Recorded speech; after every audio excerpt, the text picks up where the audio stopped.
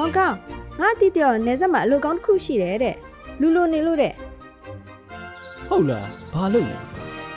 ရစားရော နောက်စားအများကြီးပဲနေစရာစားစရာအလကားတဲ့လောက်ကလည်းကွန်ပျူတာရှိထိုင်ုံပဲတဲ့နင်သွားမလား ဟာမိုက်တာဗောငါလည်းပတ်စံလိုနေတာနေဦးငါအကိုအောင်ဖုံးဆက်ပြီးတိုင်ပင်ကြည့်အောင်မယ် အေးအောင်မတော်နဲ့အဲ့ဒါကြားပြနေရခေါ်တဲ့ထောင်ချောက် ဒါပေမဲ့လမ်းစာကောင်းတယ်ဆိုအကိုရဲ့ လွယ်လွယ်နဲ့လမ်းစာများများပေးမယ်ဆိုပြီးမြူတာဟိုရောက်ရင်လွယ်လွယ်ခွင့်မရှိတော့ကျင်းချရိုက်နှက်ပြီးလူလိန်ခိုင်းတာ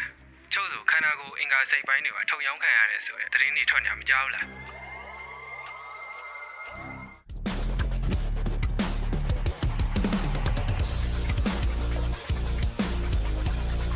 ဆက်လိမ့်လေဒီနေ့တားကမပြင်းထမင်းမကြွေးဘူး ကဲကြပါဦးကျွန်တော်မလုပ်ချင်တော့ဘူးအိမ်ပြန်ချင်းပြီဟောလေကြောက်စီရိုက်ဒီကငရေကန်ကြီးပဲငါ့ငတ်ပါစီဗျာဒီလို့တော့မလျှောက်တော့ ဒီလိုလာစာအရန်ကောင်းတဲ့နေဆက်အလုပ်တွေဟာလူကုန်မှုခံရနိုင်တဲ့အန်ဒီရဲ့အရန်များတဲ့အတွက်တတိထားတင်ပါတယ်တင်ဘဝကိုအဆုံးရှုံးမခံပါနဲ့